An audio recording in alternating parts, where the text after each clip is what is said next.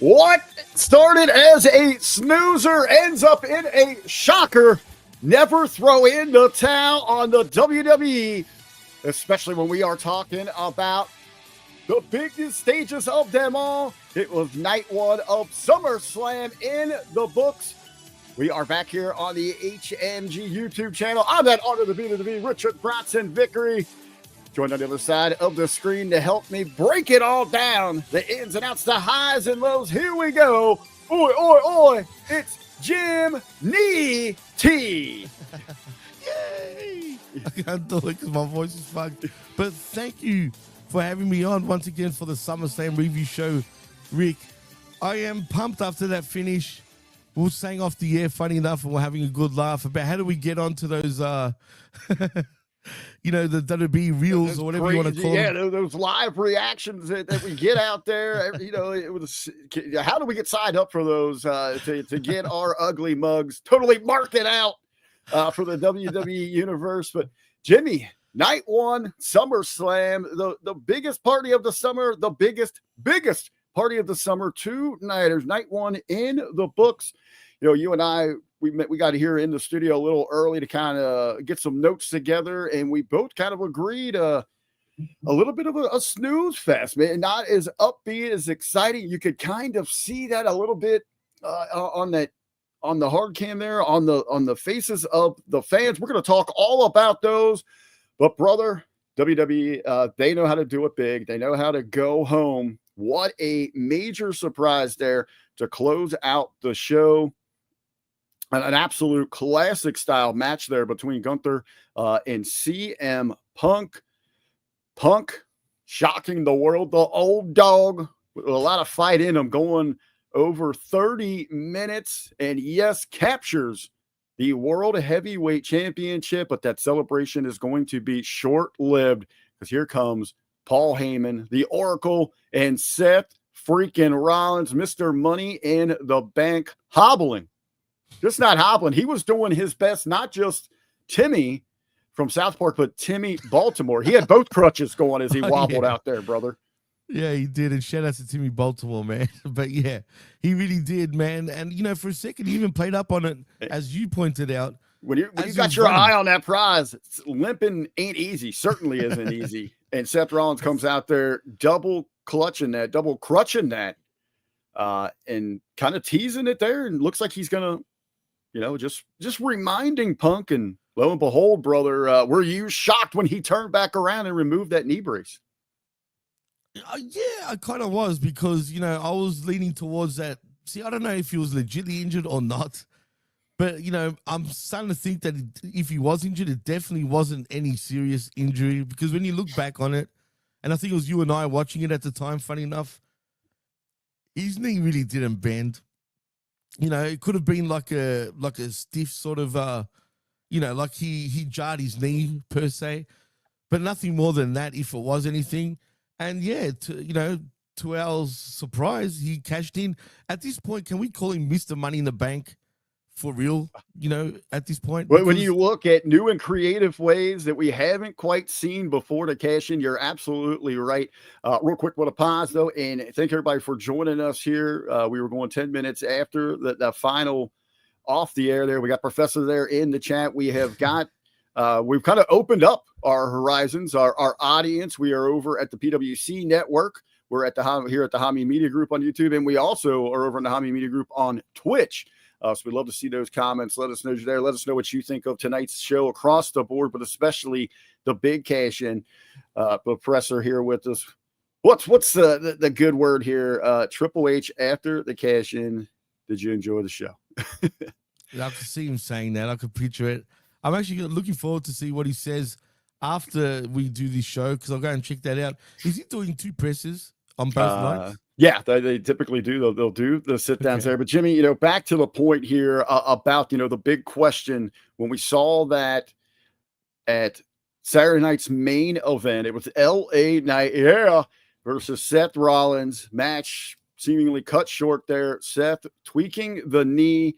There was debate at that time. That night, you and I were doing the live watch along. It immediately questioned, is this a ploy? Is this a Right. trap for either Gunther or Goldberg? Obviously, the sheets ran wild with speculation. We had heard that this was a plan set in motion days prior. There might have been some sort of injury, but that's why we weren't getting full details because of the extent. To me, and even then, I pretty much said, who cares? Let's let this play out. It's adding some suspense, some intrigue to the World Heavyweight title picture, which was much needed. That's what we've had here. And now we have our payoff on a big time stage like SummerSlam. Seth Rollins is the new World Heavyweight champion. And I'm cool with that, because let's be real, Rick. I feel like this needed something exciting to happen at the end of the show, because like you and I were saying off the air, the show kind of I don't know, man. It needed a big moment in itself. You could did. That audience, they're watching that main event at the very beginning of it. We both noticed, the crowd was kind of like, okay, give us something. We're hungry for something. We want that big explosion. WWE is all about those big pop moments. Absolutely. So let's look a little bit more specifically at the World Heavyweight title picture.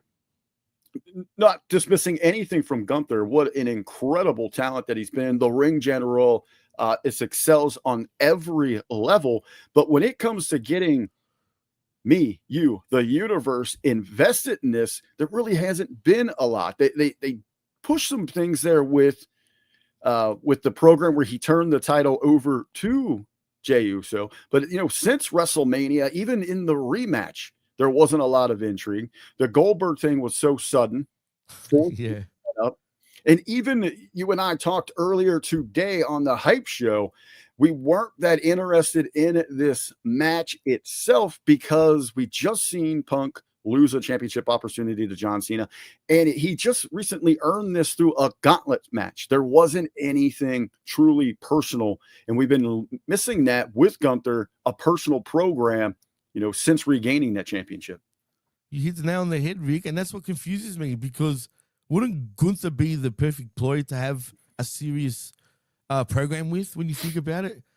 Looking at his character, but for whatever reason, like you just said, this had nothing to do with personal feelings or anything like that. It was more like, he won a gauntlet match, as you said. I'm talking about Punk, and he's number one contender, and that's pretty much what we had.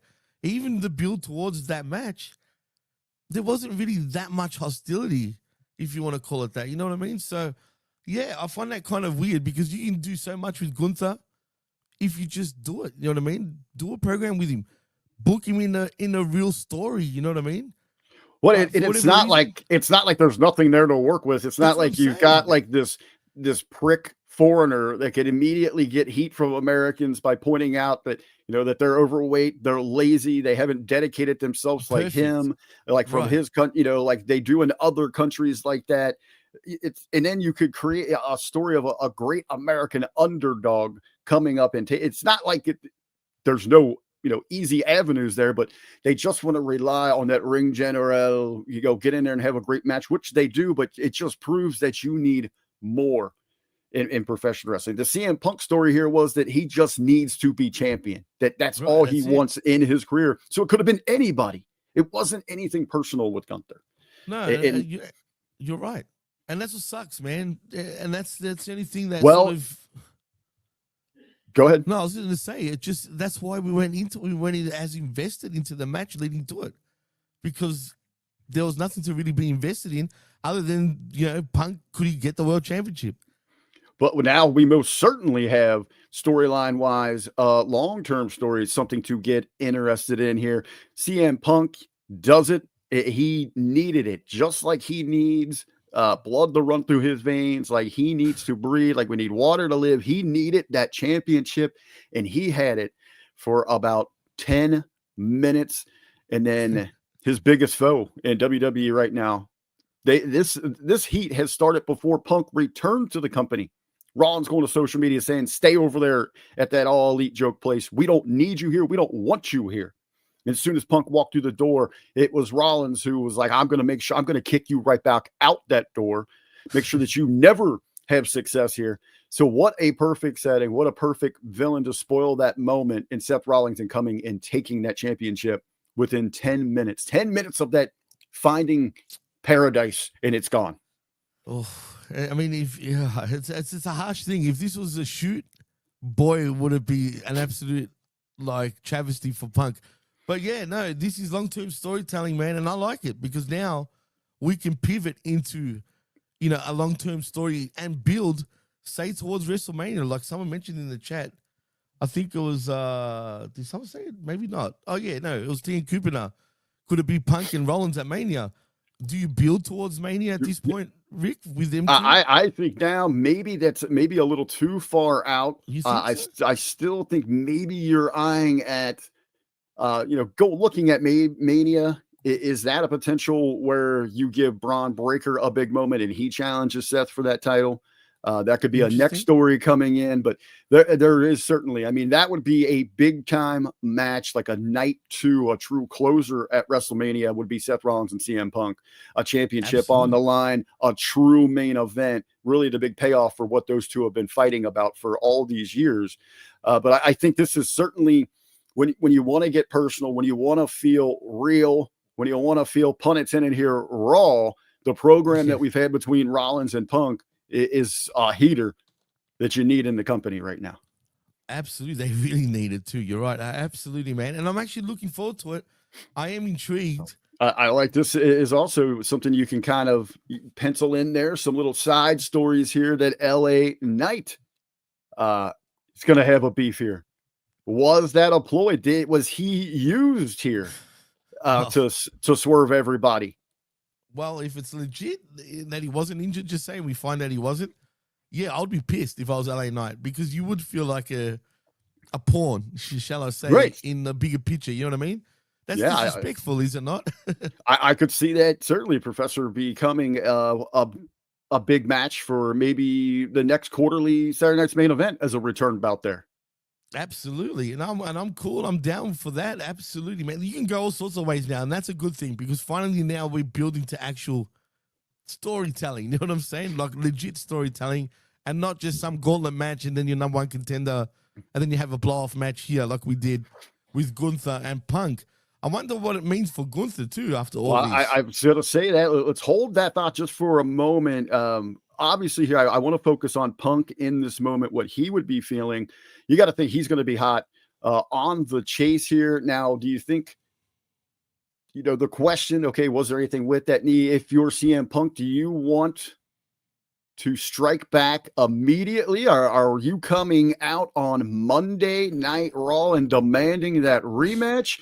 Or does the old dog, he's been down this road, he's played these games before, does he sit back and wait a little bit and really kind of assess what Rollins has going on? I think, it's in Punk's character to just come out firing, dude. Like, that's just his character, right? I expect him to open up Monday Night Raw and just lose his shit and demand Rollins come out and demand a rematch, only because that's what his character is kind of about. But then again, this is an older version of CM Punk. He's a veteran now. Could he play a chess game and actually take it slow? That would be interesting. That'd be interesting. Maybe on Monday you get Punk calling him out. Here comes LA Knight, to say, wait a minute. I should be the one in line. I'm the last guy who beat him. I might have been a ploy in this entire thing. And then also, obviously you're going to have the Goons. We're going to talk about them and their match. That didn't make a lot of sense to us at that time. It does now. They kind of take our eye off that prize, but you're going to have the Goons involved there. But as you posed, maybe the biggest question coming out of this in this entire situation that we got, where does this leave now former champion Gunther in the title hunt or overall in his booking? Where's his direction? Geez, we can get some good stuff actually moving forward right now because I can see a pissed off Gunther. There's a lot of Punk. Gunther put a lot into that match and literally left buckets of blood in the ring trying to defend that championship. Absolutely. Could this even see? I can even see an Elimination Chamber match for the championship possibly.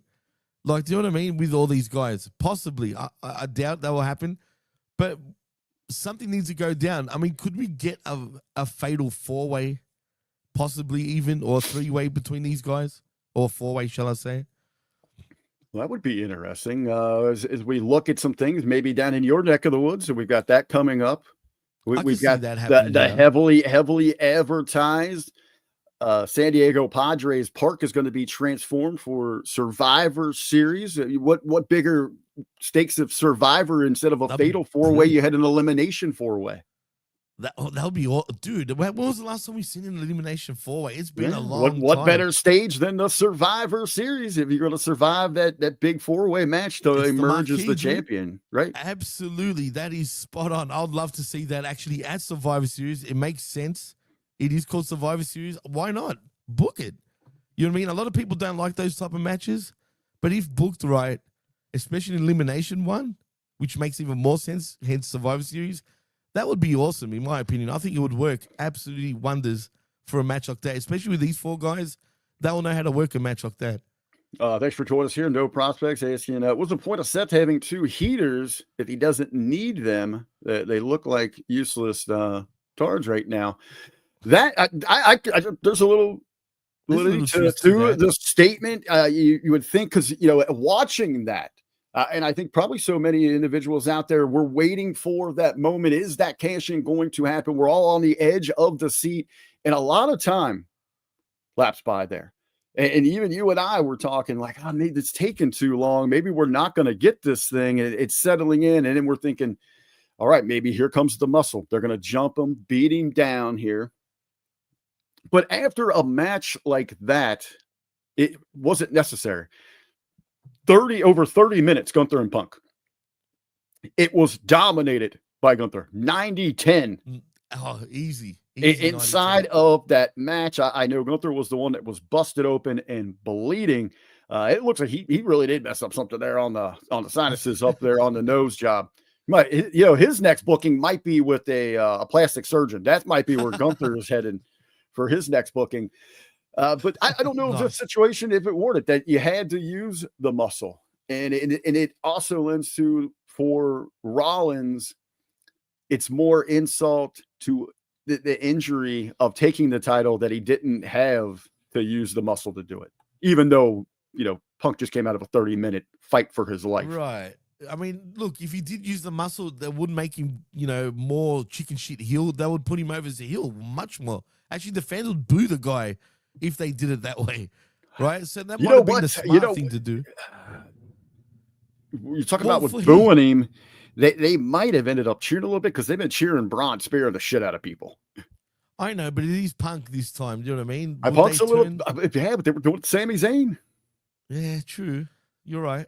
I mean, you're right. I mean, what can I say? I'm trying to get the heat on Seth here, right? I'm trying to figure out a way where, the fans literally turn on him legitly instead of cheering him all the damn time. Because the way he cashed in now, tell me that didn't look cool, right? You're going to cheer the guy again. Hey, like you said, I don't know about that. Could there be a resentment, the fans? And I know we're going to hear so many people coming out of whoa, I called this. I told you. Well, thanks, guys. You heard a few other people like you're some Nostradamus grand mind. I'm surprised that the individuals that take the time to let us know how right they were about these booking strategies are just dedicating this much time to professional wrestling when we got other serious pressing issues out there like world hunger, nuclear holocaust, and you are focused on wrestling when your superior mind should be focused elsewhere. But for those just joining us, our numbers are jumping here for the live stream. We are here on the Hamin Media Group YouTube channel. We're over on the PWC channel, and we're on the HMG Twitch. Appreciate everybody joining us here on a Saturday night. Nice to have it early, but of course, we're leading off the after party with the big news of the evening, and that is Seth Rollins is back. He cashes in, not on Gunther, on CM Punk. So the big news, the storyline going forward, and as you can tell, the chat, our conversation, there's a lot of excitement now, and that is good for WWE. And we needed it too, actually, Rick, because it was kind of getting a little stale, shall we say, in the last few weeks. So yeah, it is exciting, and it feels refreshing. Actually, it feels like I don't want to say restart, but like we got new stories. We got new builds. We can go different ways now. And I'm actually looking forward to it because we really needed it, man. And I'm just intrigued how they're going to do this. Are they going to do a 4-way? Are they not? We'll find out, I guess, on Monday. We'll know a lot more. But I can see everyone being angry towards Seth, obviously, when it comes to that. Even Gunther sort of being angry with, hey, what's up, lad, Brad? Gunther being upset with even Punk. I can see him like, you lost the belt, blah, blah, blah. It's all your fault. And I can see fingers being pointed in all directions. So I'm looking forward to it, man. It is refreshing. It is. And then also it's kind of there, in the wings that could also want to get involved in this thing. So let's go ahead and talk about this thing is the OTC acknowledging the one Roman Reigns and his cousin Jay. Yeet. They are victorious in the opener over the Goons, over the Muscle, Braun Breaker, and Bronson Reed. Again, this was the opener here, Jimmy. You and I talked earlier. We were trying to make sense of directions, and we were working under the assumption this morning that we're not going to get a Seth Rollins, that he is on the shelf for an extended period of time. And we thought, playing it out there, we thought that the young guns, the young Muscle here needed a win, but more so needed to look dominant. I don't think they got either of that in this match. Now that we see Seth is back, we see the cash, and we know the direction of the group, where they're focused at again. It makes sense. But were you disappointed, though, to see these two, the Braun boys, Braun Breaker, Bronson Reed? It, to me, and even to the point there that the chat's making here that they weren't involved there, did they take some steps backwards tonight? I feel they did, dude, because we don't know what the status is with Reigns, right? So if he's going away, absolutely it's a step back, because put the younger dudes over. I mean, come on. You know what I mean? I think, they can take a loss. I don't know necessarily, if they were going to put a loss on the Bloodline, on Roman, especially Roman here. Well, of course not. It's Roman, but right? We talked about maybe some kind of classic DQ finish. The match gets thrown out into a no contest somehow, but the Muscle had to flex, and I don't think they didn't do any of that. I think there was kind of a few cool spots there for Braun. The sneakers, that's it.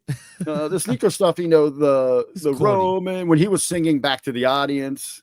About Roman Reigns, trying to get them fired up. You saw, give them the tsunami, not the Jimmy T salami. It was the tsunami. We got to get our Australian gimmicks straight here. But too small of roles inside of that match to establish those guys. I would have been excited either way to see them emerge, and they'd put this over on commentary that a big win in a tag match like that would have propelled them to the very top of the Raw tag division, which, like the SmackDown needs much help. Why don't they even do that? You would think they would actually at least do that, right? Let them dominate the tag division at least, right? And have them all as champions for now. Could we get a possibility in the long run? Well, even now in the short term, could Bronson Reed be the one that actually turns on Seth and causes Seth to lose the championship because of Bronson? Not Bronson, Braun Breaker.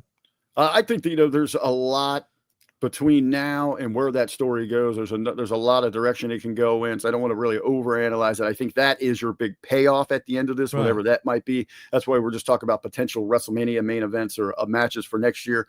Braun and Seth is that payoff there. But again, that's going to be a ways down the road. So I think even tonight we saw priorities put in line here from the WWE, and that is to reestablish this as Seth's group. We'd seen the two Muscles flexing up the last couple of weeks where it looks like that they could pave their own path. They could have the spotlight shine on them. The agenda tonight was all eyes on Seth freaking Rollins as the leader of this group. 100%. And now he's actually, vindicated himself as being that true leader, obviously, of the group. But I wonder, because G-Ball brings up an interesting point, and it wasn't just G-Ball, but someone else mentioned it earlier in the chat. But apparently, Braun Breaker could have injured his ankle, possibly, and that's why we maybe had the finish that we did. Well, there we go. There might have been a call for them jumping, but he couldn't get his physical. Obviously, they were all there at the end. So, again, we're going to have to keep our eye on that potentially injury report. I did see that there during the show, and even kind of see the spot there itself. I didn't so bad to me at the time. But again, Maybe something the we can same keep year, our eye yeah. on. Interesting, because I didn't think it was bad either, but maybe we're wrong. Again, things to keep our eye on there. Where is Roman? What is he up to? We've heard some rumblings that maybe he's got to step away for a movie. You know, Roman's not a regular week-to-week guy anyway. Is he going to show up for some of these big shows that we've got planned here heading into the fall?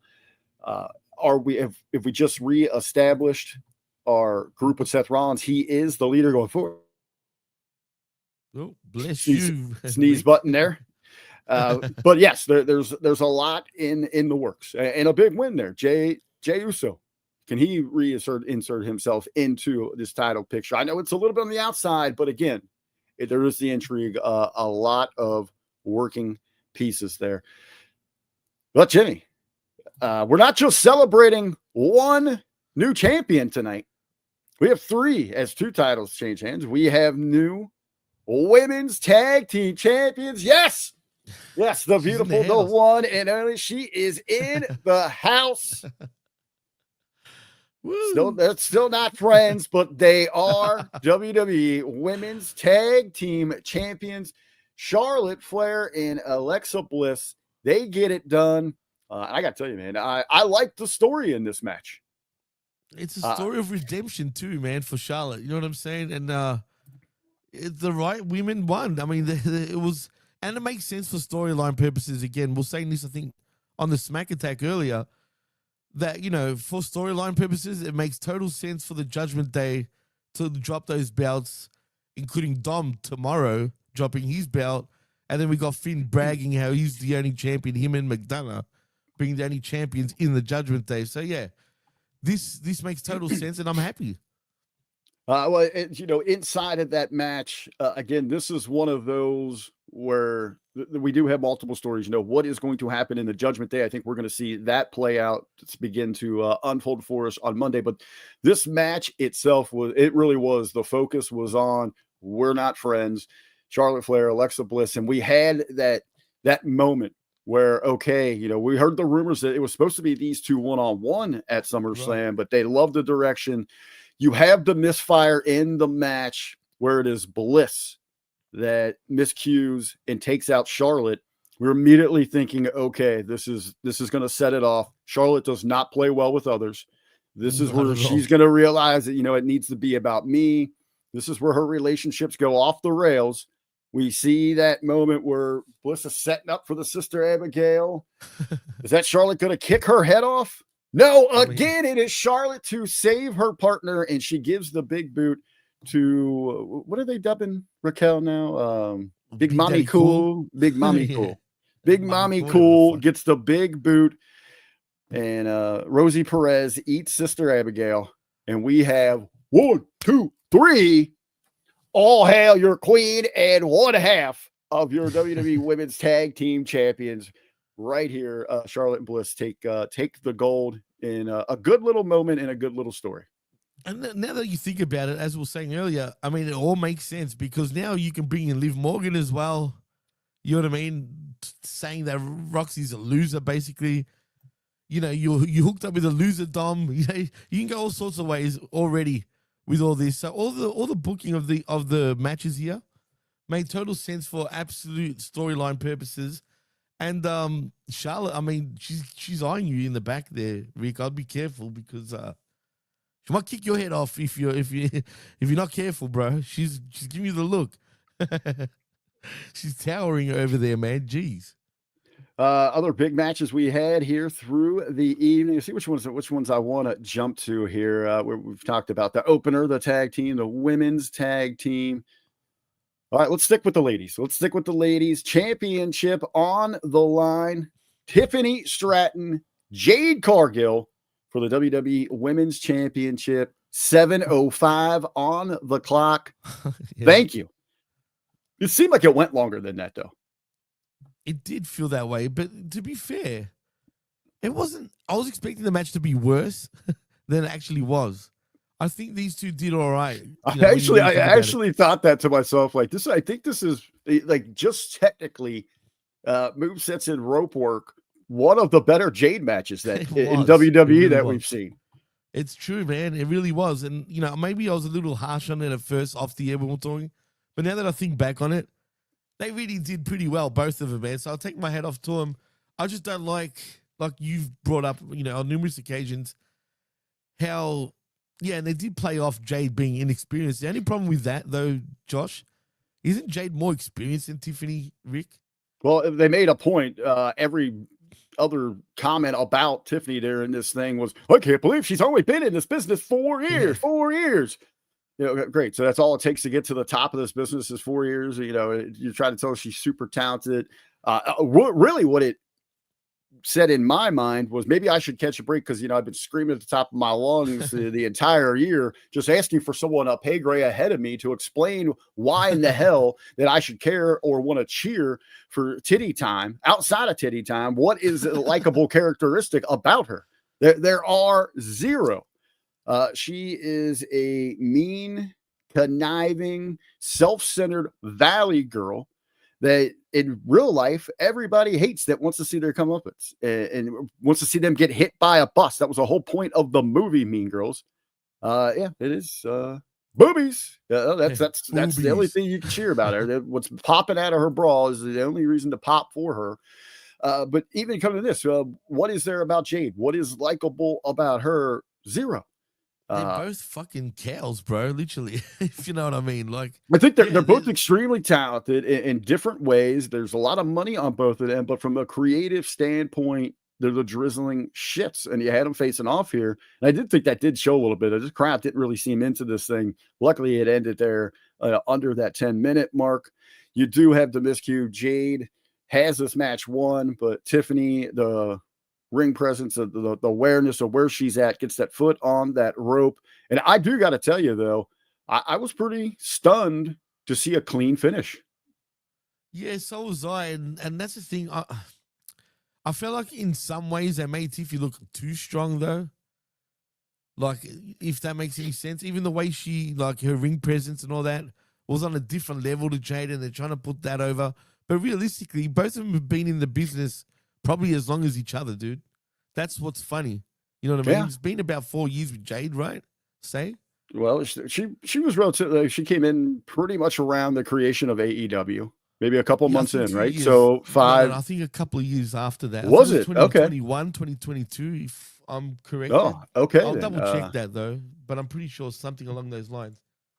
Okay. But you got to think probably, not just probably, Tiffany's had the better training regimen, being from day one down at the Performance Center and, really being able to live there and take that all in. I'm not trying to knock Jade stuff down at the Nightmare Factory or anything like that, but I just don't think it was at the level that Tiffany was getting at the Performance Center. They both have incredible athletic backgrounds in college and all of that they're going to translate. Really, Tiffany's with the gymnastics was going to lend her a greater advantage outside of bodybuilding, fitness, and basketball that Jade had. 100%. And just quality, you are right, actually. She started in 2020 in AEW, stayed there till 2023, and then, came to WWE. So that would make her more experienced. I don't think it's Jade going under. We're getting a comment here from Prospects about Jade looking weak going under in 7 minutes. No, Jade was going to look weak and exposed if she goes over that mark. This is the right time stamp for her, but the clean loss now. And the commentary, Barrett was, this isn't the last you heard of her. She's going to come back. She comes out of this blood feud with Naomi. Naomi's gone here from her brand. So essentially there is a distance between them. They can always make up for that. But so is this back to square one for Jade climbing back up the mountain? Well, it feels like it, but like what T.N. Kupiner says, I would book her as like a Goldberg, in the Well, that's Goldberg gone. That way. ship has sailed. That ship has sailed. But now. that's You the can't problem. go restart that. You're right, because now you can't. It's too late. You're right. So I don't know where you go with Jade right now. I guess you got to start it from the bottom and let her redeem herself, man, at this point. And Jade could Jade use some NXT baddies? it would work. She used to have I get that. I know that mindset here, and I'm going to kind of combine these again. I'll pull up couponer here. Jay needs to look like Goldberg. Maybe there is this way to get a reset where she gets a trainer, a vet, a pro, somebody to take her back and even say, we're doing a reset. You tasted it. You almost got to the summit. You were right there, and you had it pulled from your grasp. Let's look at this. Are you really ready for this? And let's start that climb back up there.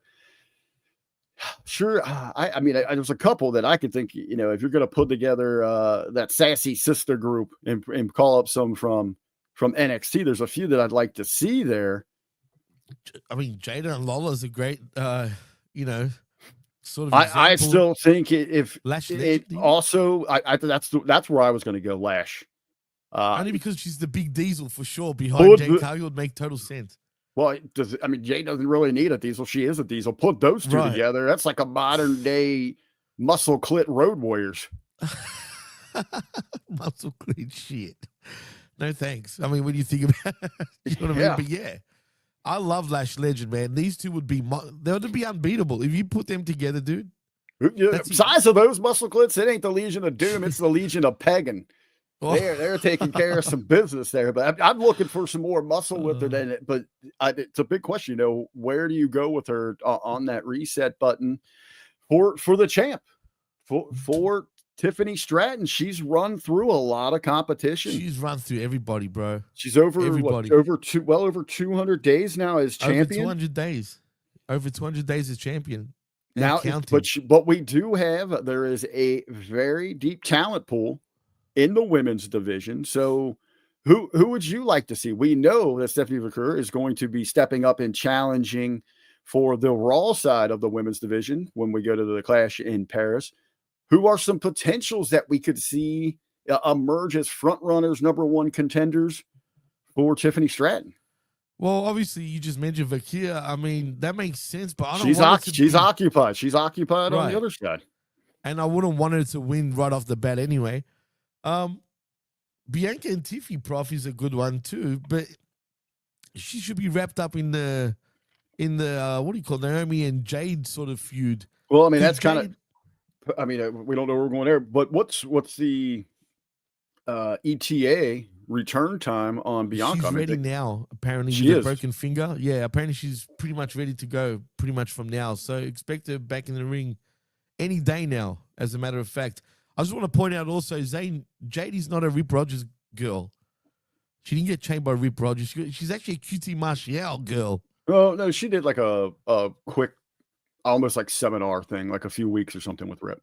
Do you consider that really trained by if anyone's going to give you a benefit that's going to make you better in a short time, it's Rip Rogers. Oh, no, absolutely. Absolutely. But I consider her more of a QT Marshall type of girl. You know what I mean? She got trained under the Nightmare Factory for a long time. I think maybe this is a potential going forward. A program we can look forward to is Bianca is the one that dethrones Tiffany, and it is Jade that's a little jelly. That she wasn't able to do that, and on her return back to the top, potential there. Yeah. I just think WWE really love Tiffy though, man. I feel like they're giving her a monster run right now, and really, when you think about it, Bianca Belair is the only one that would make sense to beat her. But other than that, take away her personality. Forget that, right? Don't look at it from the personality aspect, but look at the way they're building her up. Oh, I believe me when I'm asking that question, and it seems that I'm not going at her. I think there's tremendous value there. Her fault, right? It is creative that is selling her short. That's not getting the most bang for the buck out of what could potentially be there. I think there's a lot that we could have going on. Definitely, 100%. But the way they look at her, I don't see her dropping that belt anytime soon anyway, dude. That's the thing. I just don't.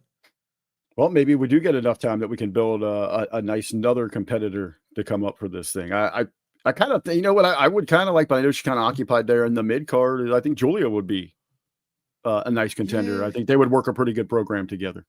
I know she's the United States Women's Champion, but have they cooled her off a bit? I feel like they have, even though she's the US champ.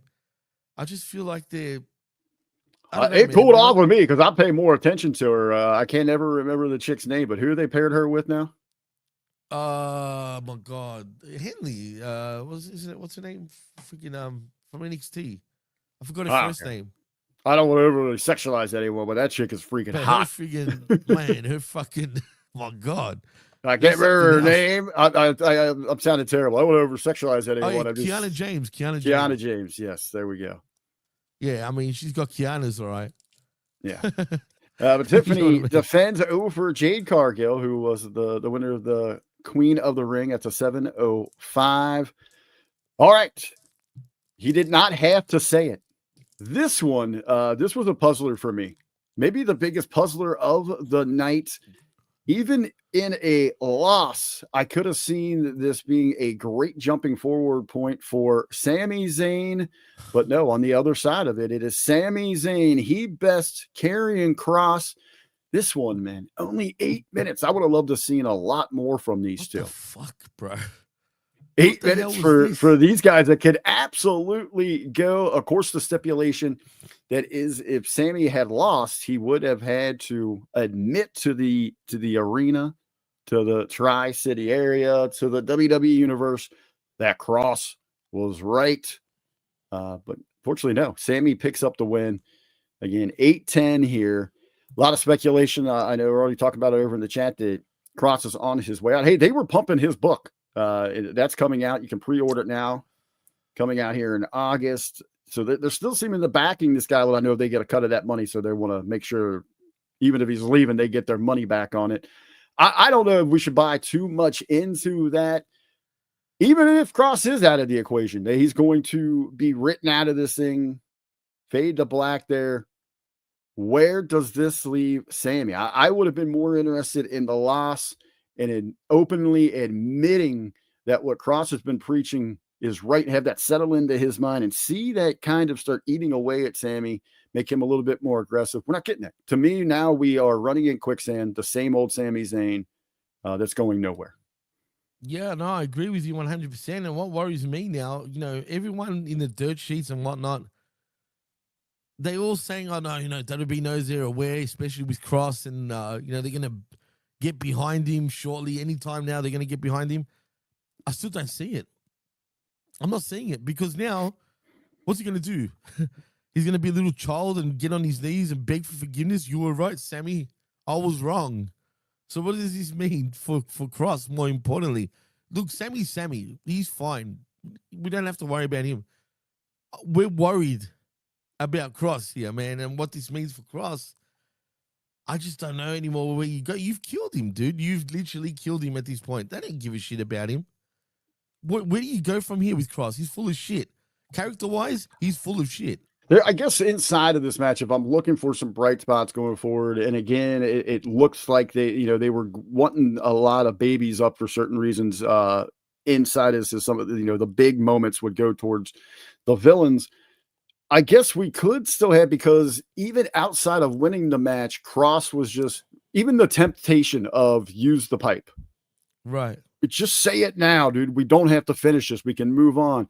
So there still could be that. Maybe that somewhere in victory, Sami has realized that maybe Kross is right, though. Right. I see where you're going. And you know what? I can also see him not apologizing or not saying he's right and still hit him with the pole or the lead pipe, whatever you want to call it. You know what I mean? And just not give in to him, and then we continue with this feud down the line. That's a possibility too. I hope it's that, though. I was a little worried, just a little side note there. When Sami threw the pipe down and hit the steps, I thought that thing was going to rocket into the crowd.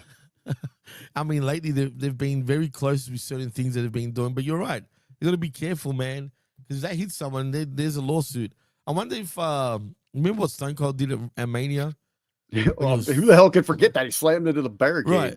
Was there even a court case with that? Do we know anything about that? That kind of just disappeared. They bought all those people off. They gave them a check and some tickets, lifetime tickets and merch and all that. And for sure, I would have been happy with that. I still would have wanted to make dollars, but still, yeah.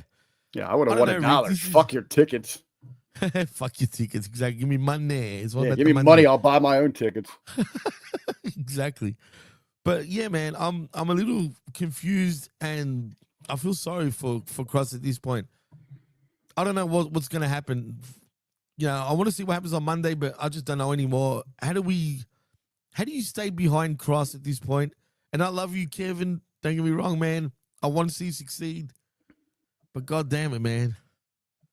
Like, where do we go from here now? If you're in the Cross camp, if you're a fan of his, it's a head scratcher right now. A lot of questions on the table. Is he going to be with this company? Even if he is, where is the value? I know Dude, wins and losses shouldn't matter that much, but when you start piling them up one way or the other, that's a lot of L's in the bank account. And if he listens to this, because I know he's a fan, you know, he's a listener of our shows and stuff, I can tell you that firsthand. And I don't want to sound so negative. I just hope you got something up your sleeve. I just don't see how this is going to work, whatever it is. You know what I mean? Because all it does is make him look bad every time, man. And well, he's proven it time and time again. When he's given chicken shit, he can make chicken salad. And this might have to be some of his best work. But again, they might have some way around this thing. It's getting harder and harder, dude. The more they keep doing this, like I said, chicken shit is turning into diarrhea at this point. And how do you turn diarrhea into freaking chicken salad? That's very hard. I don't know. Sometimes you have to ask God for help. And that's going into our co-main event. To survive this one, that's exactly what he had to do. He only talks to God when he needs a favor. And he was going to need one tonight. It's Jelly Roll. Getting some big PR for the WWE, teaming up with Randy Orton. And of course, they're taking on Drew McIntyre, Logan Paul. I like this one from the get-go, man. I don't know how many people picked up on this thing, but Jelly Roll coming out to some Toby Keith, who was a passed away, legendary country music artist, but a huge professional wrestling fan. So much so, I don't know. You probably remember this. He was involved with TNA at the very first TNA. Jared. Absolutely, I remember. Early on, he was helping bankroll them. I believe. Was. Weren't they both? He was going to be the co-owner of TNA at that point. I don't know what went wrong. Didn't they have a fallout? There was something in there. I'm not exactly sure. I can't remember off the top of my mind what the fallout was, what the dispute. But yeah, a big time wrestling fan, and you got to believe, man, he would have loved the scene. Jelly was a huge influence on his career and his life. Let's talk a little bit about Jelly Roll heading into this thing. A lot of people picking on him. Just an outsider, musician coming into professional wrestling. Look at that fat ass. Look at all the tattoos. I mean, this guy is a major bum. He has no business here. Nah, don't want to hear it. He went out there, absolutely proved himself, getting ready for this match, this moment, this opportunity of a lifetime professional wrestling fan. Man, he loves this stuff. He, for the short term, relocated, got an extended stay down there around the Performance Center. Every day was down there busting his ass, honing the craft, learning the ropes so that he could go out there, put on a good show. This was a pretty cool story. This is the first time since junior high, so 14, 15 years old, that he was under 300 pounds. Really? He weighed in at he weighed in under 300 for this match. First time since junior high that he's been under 300 pounds. That's nuts, dude. I didn't know that, man. That's wow. That's crazy, man. And you know what? I'll take my head off to him. He lost a lot of weight, but God damn it, he looked like he was huffing and puffing in there to the point where I was worried about him, man. Well, he was absolutely blown up. And it's the reason I wanted to put over. He was putting in the work. This wasn't, hey, I just going to go out there, do my regular routine, my dietary stuff. But there is a major difference. I don't know how many there in the chat are listening have had the opportunity to get into a wrestling ring, just run the ropes, just do some tumbling falls, things like that. Just learning your initial falls, some flips, things like that. It inside of itself will wear you out. Now when you get out there and you got to do it in front of a crowd and that real bell rings, it's a whole new animal. It goes to a different level. Your intensity, your adrenaline's through the roof, and the exhaustion hits you. It is one of the most incredible. The endurance that is needed is unbelievable. But man, I thought he was going to throw up. He was spitting, baby. He was spitting. You could tell that look on his face, but he pulled through this thing. Thank God. He pulled through it. Telling Jimmy, you, Dan. did you like the story? Did you think that they properly used Jelly Roll here inside of that match? You know, he's hungry there early. You can see Randy's, you know, he's telling Randy, he's telling the legendary legend killer, the first ballot Hall of Famer is going to go down as one of the greatest to ever do it. Nah, dude, I got this. No, man, look, he wasn't a bystander, put it that way, Rick. You know, back in the day when you had celebrity sort of matches like this, usually they're more bystanders. You have a bit of a thing between celebrities, but nothing really too much. No, this guy wanted to put in the work, man. And he really did, bro. He really did. And if you notice, Logan Paul was stiffing him a lot during this match, bro. Did you notice that? He was really putting him through the ringer, man. Probably just having some fun with him. Yeah, and I get it. He might have bring it, and you know, for a lot of those people, I know even Cornette was like, "Oh, this is bad business." You know, fat slobs coming in. Hey, you know what? Oh, shut up. And I like how they're telling it, man. That Jelly Roll, he knew 2 ways to survive. He knew how to fight in bars or behind bars, yeah. And that's what he was bringing to the table. And that's it. Absolutely showed through, man. And I got to give him credit. This match inside of itself was about the big spots, the big payoffs. They got plenty of those. This thing is going to be, love you, Hawkster. Rest in peace. This is going to be running wild for crossover PR for WWE, especially that big, beautiful shot with the prime energy. You got Logan up on the top of the turnbuckles there. Looking out, you got Drew in between with that big old mug, and Jelly just laid out before they devastate him and put him through that table. Oh, absolutely. And I still do think that we might get a match between Jelly Roll and Logan Paul in the future, dude. I don't know why. I just feel like, because when you look back at this match, it felt like Orton and McIntyre were kind of they weren't the focus compared to Jelly Roll and Logan Paul. Do you know what I mean? So I feel like they were more bit players, you know, that right. They're good. Yeah. But again, this is a PR match. And who are the PR guys in it? Well, with them two, they're Paul and friggin' what's it called? Jelly Roll, obviously. So it made total sense. I don't think it's over though. I do think we'll see Jelly Roll again, whether it's against Logan Paul or someone else. I don't know, but I'm going to say, you know, I just missed that notion earlier today on you, but I think that Jelly Roll did in his performance went beyond the expectations to warrant maybe another opportunity in there. Oh, 100%. The only thing that worries me is his fitness levels a little bit, because dropping all that weight and then going into a match like that and putting in all that work, that stresses the body out a little bit, man. You know what I mean? But I'm sure the more he trains and gets ring fit, because ring fit and fitness in general is 2 different things, I'm sure he'll be fine after that, because he was pouring, bro. He's got some pretty, don't put it in here, hefty goals. He has an opportunity. He wants to get to an idea spot to do a cover spot with Men's Health next in 2026. I think that's on the slate for them. And he even announced talking with Stephanie on her show, or was announced on the pre-show at some point. They passed along this knowledge that in 2026, I mean, he wants to do something, pose for something with his shirt off. But he's even admitted there's a lot of work. He's got to get some cosmetic stuff done and all that. But when you look at those feel-good stories, when you're accompanying people you're associating yourself with, you want that. I mean, that speaks to people. Absolutely. That body shape and conditioning especially speaks to a lot of the wrestling audience. Oh, wow. So if this guy can do it, you can do it, you know? 100%, man. And it's a good story. It's a feel-good story too with him, man. You know what I mean?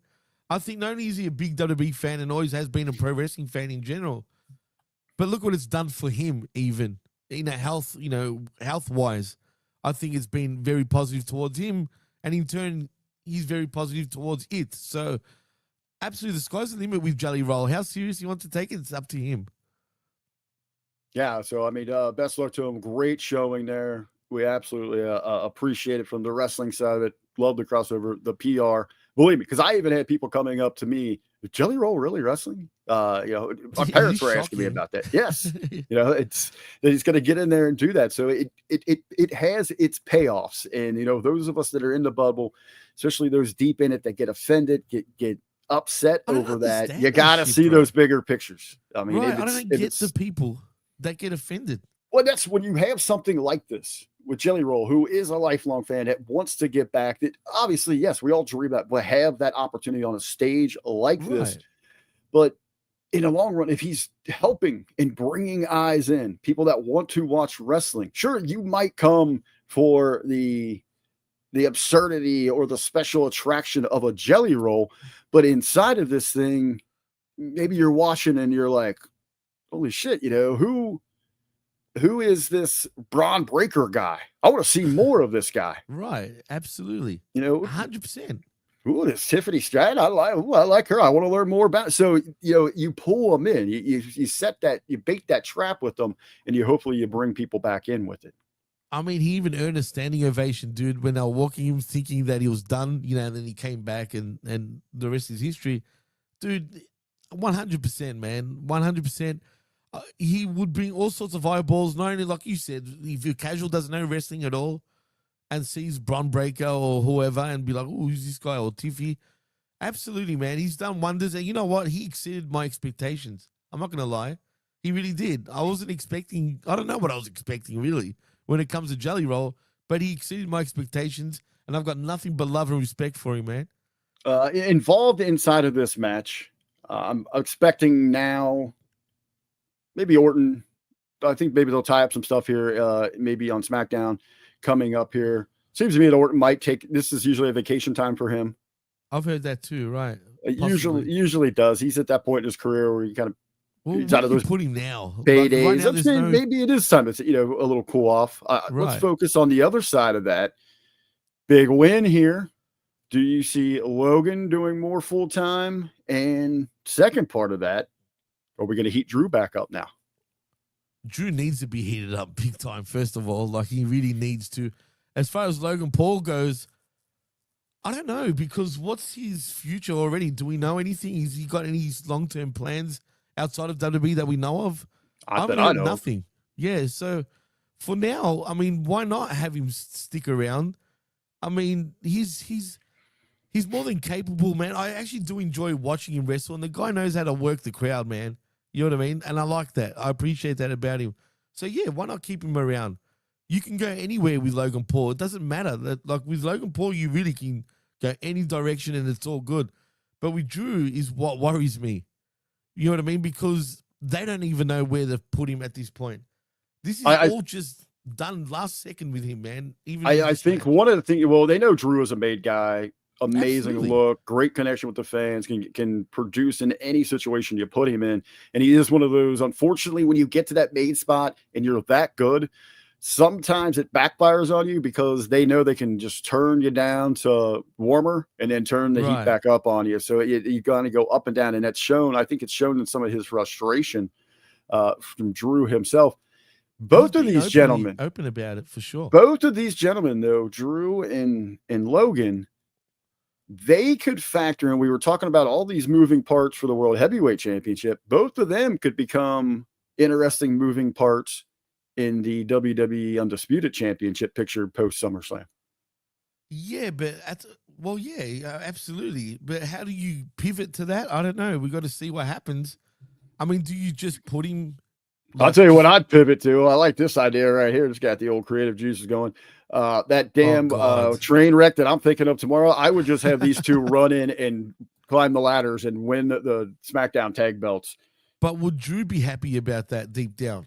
I probably not, because that's the problem. The terrible fear that just like I think this TLC match is going to get drugged down into the abyss that is the Smack Tag Team division. Anybody that gets near that thing might just be career suicide, because that division sucks. Yeah, they have to revamp. Please do something, man.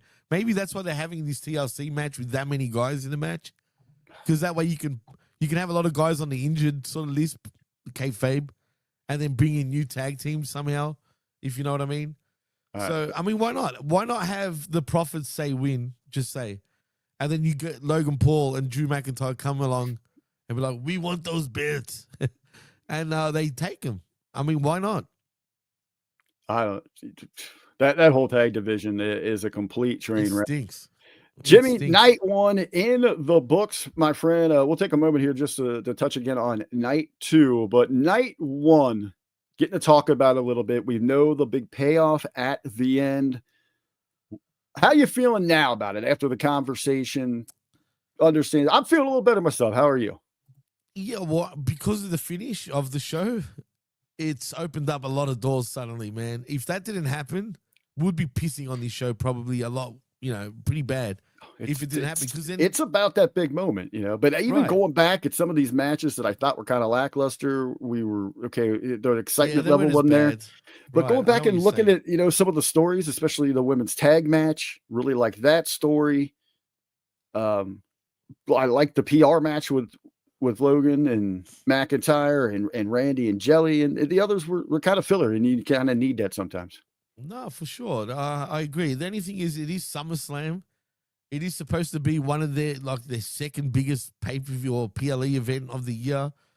Sometimes maybe I expect too much, but now that we look back on it, initially we probably were a bit negative about it off the air, but now that we're talking about it, both of us, it made sense with all, with certain wins and whatnot, because it does. It really opens the doors for all sorts of different storylines you can go into. So, but in saying that, like C Fluid says in the chat, the PLE was kind of mid, but it made sense. And that's, I guess, what matters most. And we still have night two. Well, night two, I'm going to run down this card here real quick for you. And then we'll talk a little bit about it. You got the Women's World Championship triple threat, Naomi versus obviously the champion defending against Rhea Ripley and Io Sky. You have the Women's Intercontinental Championship. That is going to be a no disqualification, no count out, last chance match where Lyra Valkyrie, the challenger, if she doesn't win, she cannot challenge again while Becky is champ. Becky is champ. You have those two squaring off there. I believe that's got to be a blow off for that program. You got Sola Sikoa defending the United States Championship against Jacob Fatu inside of a steel cage. We've got Dominic Mysterio defending the Intercontinental Championship against AJ Styles. We have that earlier mentioned 6-pack tables, ladders, and chairs. The entire tag division, 6 tag teams going at it there in a TLC match for the SmackDown version of the WWE Tag Team Championship. And in the main event of main events, it is a street fight for the undisputed WWE Championship. John Cena versus Cody Rhodes. Jimmy T, do you think any of tonight's outcomes, booking decisions will factor into tomorrow's? You talked a little bit about maybe a precursor with Judgment Day losing the tag titles. You're expecting maybe Dom to follow suit and lose the Intercontinental Championship. 100%. Again, it's all about the storylines and moving forward. I feel at this point, Dominic's got to lose. Otherwise, it doesn't make sense for him not to lose, really. I don't see him winning. And I see AJ Styles becoming that Grand Slam champion, as a good send-off, because he did say, I think, this was going to be his last SummerSlam ever, dude. So we're on the road to that AJ Styles retirement tour now also. So, yeah, I do believe strongly that AJ does win, and it makes sense.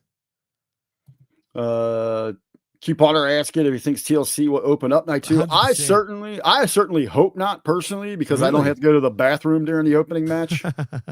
And I don't have to refill my drink, and I usually don't need anything to eat. So I need that kind of in the middle, because to me, that's my popcorn. Open it up. Come on, you know this. Most likely, yes. I think they will. Most likely, they're going to open with that thing. Again, at that one, I am not looking forward to the tables, ladders, chairs. Becky and Lyra. I maybe a little bit is Bailey going to get involved here. This has got to be. It's going to be a good match. That match will be a blow off. Bell to bell, yes, it is going to be a good one. Right. I'm just not into really the story. I'm not into Lyra. But neither am I. I think it's going to be very telling for her future here. If they believe in her, they're going to keep pushing her. Maybe a big win here. If not, maybe they definitely cool her off with a loss. And she's going to get called off if she loses again. I mean, really, because she's just dug herself like deeper and deeper the more she talks, man. So, yeah, 100% agree with that. Well, she got to slip in Skechers big Becky stompers that she can go dance around in and sell those. Corny, bro. She's a Maybe corny we get that woman, Skechers deal. I am looking forward to the other women's match tomorrow. I think that's going to be possibly one of the matches that we're talking about as a standout of the weekend with Naomi, Rhea, and Io. More than likely, it's going to steal the show. Don't be surprised. So looking forward to that one. Got the cage match. It's going to be kind of what it is, the family feud there. But the big one, which everyone's talking about, that's had everybody. What did it mean? Was it a turn? Is it the return of Cena? Is this just him trying to play mind games with Cody? Again, a lot of interest, a lot of intrigue there for tomorrow night's street fight main event. We've talked about it a few times, Jimmy. You've got to rest on it. I know you and the wife been fighting there at the house. She's going Cody. You've been going for Cena. Where are you sitting now? What are we going to Monday in the locker room when Ben and I are talking about the main event for tomorrow at that street fight? What are the talking points that we're going to be leading off with? Well, if Cena's not bluffing, boy, he's been gonna destroy that. I'm telling you, dude, he's gonna be pissed. He's gonna say, "Well, we were saying if it's not a little game that he's playing." All that build was for nothing. It really was, truly. I mean, if they do that, if Cena's truly a babyface now, throw everything that's happened previously out the window. What was that? What? Were you laughing just then? No, I'm saying he's not. I mean, that's not it. This is all a ploy so that he can just come back and be like, I'm not giving you anything. I am the last champ. Too. But if it's not, Ben's going to lose his shit. Like, he's going to lose his shit. Yeah, so I think the question there is Cody for the character has to see this coming. If it's simply that he falls for this, then that character goes down as the single-handed biggest idiot to ever exist inside of professional wrestling. He literally, that's self-sabotage if he really fell for that. But looking by his mannerisms on SmackDown, it didn't look like he was even hesitant himself. Right. I'm going to assume that he's not that stupid, right? So let's hope that he's not that stupid. So we'll see what happens. But I'm telling you, dude, I'm going to be pissed too if he's legitimately a babyface. I think the big question there, it's not maybe who will be the X Factor, but what? What is the question, right? What lows is Cena going to go to get this thing? Yeah, it is a what, not a who. It's definitely a what. But that's what makes this match, I guess, even more intriguing. Yeah, earlier today we talked about I looked at night 2 on paper. I wasn't overall excited about the card. I think this is a good card. I think we're going to, as we said, I'm looking towards that women's triple threat.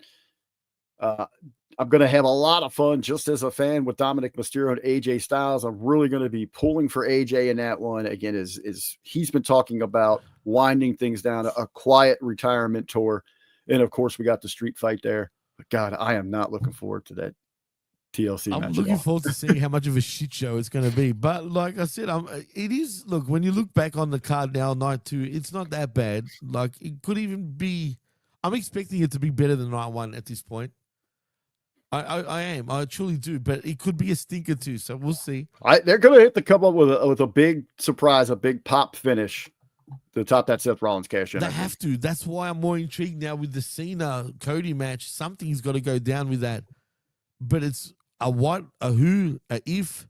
It could be all nothing for, So I don't know, man. I'm looking forward to it because, like you said, they have to top off night 1. They have to because it's night 2. So we're just going to have to wait and see what happens. But that's the best part about it. That's the best part about it, waiting and seeing what happens. And they have given us enough feeder to keep us hungry, to come back for more. And that's the best part. Labrat, you think Punk helps Cena? No, why? He's throwing things out there, man. He's throwing things out there. That makes no sense, though, Labrat. Come on. Sometimes it's a swerve like that you need. So it's going to keep you coming back. But speaking of coming back, Jimmy T and I are going to be back tomorrow night, hopefully about this same time. I did like this a little early out for the WWE. That's weird. Right. I didn't expect that. I know you're getting ready for Sunday afternoon, a little Sunday fun day shenanigans on your side of the world there, Jimmy. But for me, hell, it's still early. So it's approaching 11 p.m. for me on Saturday. Yeah, brother. Okay, yeah. So, hell, man, I still got like another hour to party here before I got to hit bedtime. Well, for me, it's only like 12:49 p.m., bro, just after lunch. You're in the afternoon. Sunday fun day for Jimmy. I know what Jimmy's got to do. He's got some prep work. He's got to watch Dynamite. He's got to watch Collision, and he's got to just go through all of that for another swing your chairs for a standing cheerleader can't miss episode of The Wreckage coming at you Eastern time tomorrow, 11 a.m. Correct? You and the vet are going to be breaking down Sunday, 11 a.m. Eastern. That's right. Tomorrow. The week that was. Yeah. It is tomorrow. Damn. Yeah. See? Crazy, bro. This getting out early for WWE's got us all thrown off here. Hey, I quick note here before we get a little extra time kill, man.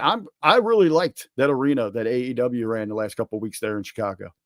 It looked like it had a great energy, had a great look to it. I would have loved to have seen them hold off on that and run the World's or Forbidden Door pay-per-view from that, because it has that Mexico vibe to it. Yeah, it's like a building within a building. It looks like a corral, dude, like sort of thing. But yeah, no, you're right. But isn't it in London this year? I believe. I think. Yeah, they are. They're going across the drink for it there. That's their London show over there. But it was very, very cool. Aren't they still based in Chicago? Still, isn't there? Aren't they doing a longer run there than usual? No, they've got. So this wrapped up this past week's Collision Thursday night. Wrapped up the 6 shows that they were running there. Next week they will be in the OHIO, the great state of Ohio. They'll be in Cleveland, Ohio. They'll be up on the North Shore for Dynamite. Then they're going to Norfolk, Virginia for next Saturday's Collision. And then in middle of August, they're going to be right here in my hometown. I'm going to go down to it, I think. I think I'm going to go Wednesday to Dynamite. They're doing a back-to-back. Go. And if you do go, then you're joining us on the Wreckage 100%. There's no ifs or buts.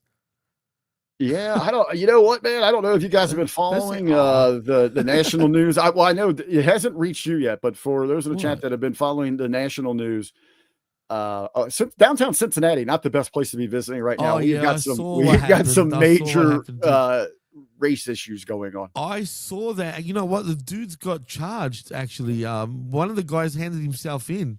No, they've arrested like 4 or 5 already inside of that. But I was watching the court case.